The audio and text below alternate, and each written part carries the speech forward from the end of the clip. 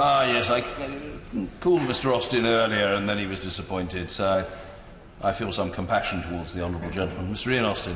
Thank you, Mr Speaker. And the part of this motion that I want to speak about is about politicians upholding the rule of law. And I have to say right at the outset that I think it's absolutely incredible to hear the Leader of the Opposition lecturing anybody else about observing the rule of law. And, Mr Speaker, they've already started moaning, but they ought to listen. They ought to listen. They ought to listen. They're going to have to get used to it, because the points I'm going to raise, in this debate are the questions they're going to have to answer in an election campaign, and they're going to have to explain to their voters and their constituents and the people of this country why they think someone with an appalling record like the Leader of the Opposition is fit, not just, well, the Honourable Lady behind me asked why I don't go and sit somewhere else. I'm sitting here, I'm standing here, well, I'll explain why. You don't have the permission. Well, I'll explain why.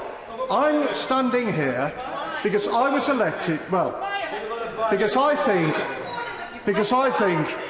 Order and main. We are having incredible difficulty hearing the honourable gentleman, who is making a very powerful speak because he's being barracked. Oh dear. Well, I don't wish to be unkind to the honourable lady, but she's not entirely averse to making loud noises from a sedentary position. So, although I appreciate her important contribution on this, I think I'll make the judgment myself if she doesn't mind. I'm deeply obliged to her. Ian Austin. Speaker, the more they interrupt, the longer it'll take. But I'm going to make the points. And the reason I haven't moved is because I didn't leave the Labour Party to join another party.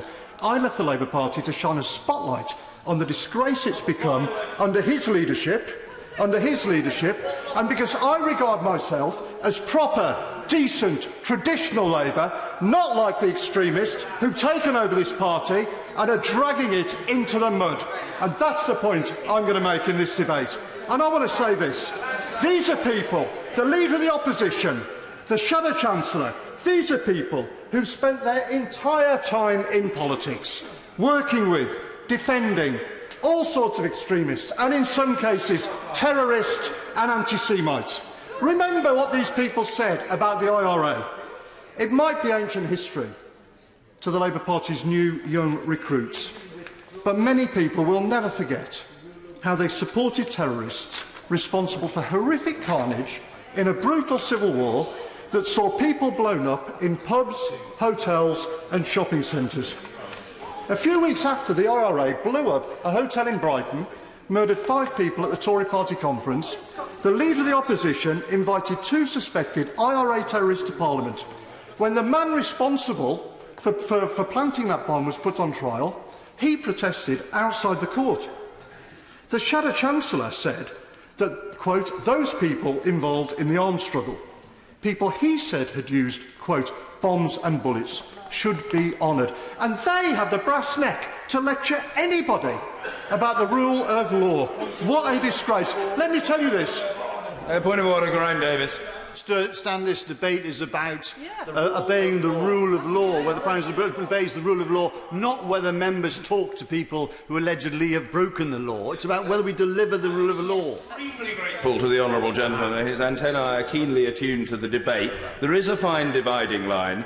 The honourable gentleman is dilating on the broad theme of disregard bordering upon contempt for the law. If I think he has elided into a wholly different subject, then I will always profit by the honourable gentleman's counsels. But for now, he's all right. Just.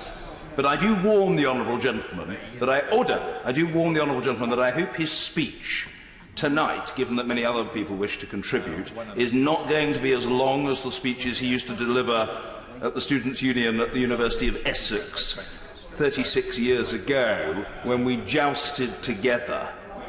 It needs to be shorter. Mr. Ian Austin. Well, Mr. Speaker, my speeches then were a lot shorter than yours. Well, that may be, but what I would say to the honourable gentleman is that by common consent, mine were considerably better. Mr. Ian Austin. Well, I'm not going to argue that point, Mr. Speaker.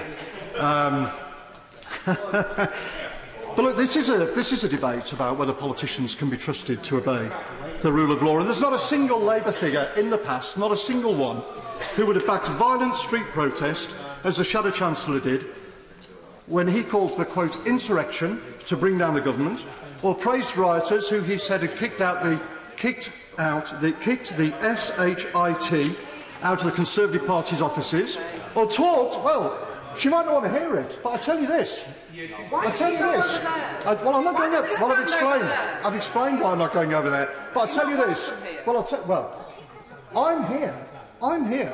Because voters in Dudley North sent me here to represent them. As a Labour representative. And my views, and the things I stand up for, decency in politics, the rule of law, none of these things have changed, and everybody in Dudley knew exactly what I thought of these people at the last election. And I'll tell you this, and I'll tell the Honourable Lady this, I'm going to make absolutely certain that she's going to have to answer to her voters for these points at the next election.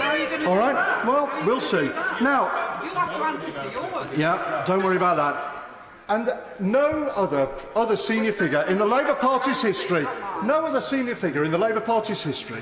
would have joked about lynching a female member of Parliament. They don't believe in the rule of law abroad either, Mr. Speaker. They always back the wrong side, whether it's the IRA or Hamas and Hezbollah, who they describe as friends. No previous Labour leader would have supported brutal totalitarian dictatorships like the ones in Cuba or Venezuela that have absolutely no regard whatsoever for the rule of law, and no previous Labour leadership would have allowed a party with a proud history of fighting racial prejudice to have been poisoned by racism, which is what's happened under these people. Racism against Jewish people, to the extent that members have been arrested on suspicion of racial hatred, that the party itself has become the first in history to be investigated under equalities laws by the Equalities and Human Rights Commission. These people and the people around them are a million miles away from the traditional, mainstream, decent politics of the Labour Party. They have poisoned what was once a great party with extremism. They cannot be trusted with the institutions that underpin our democracy. They are completely unfit to lead the Labour Party, let alone our country.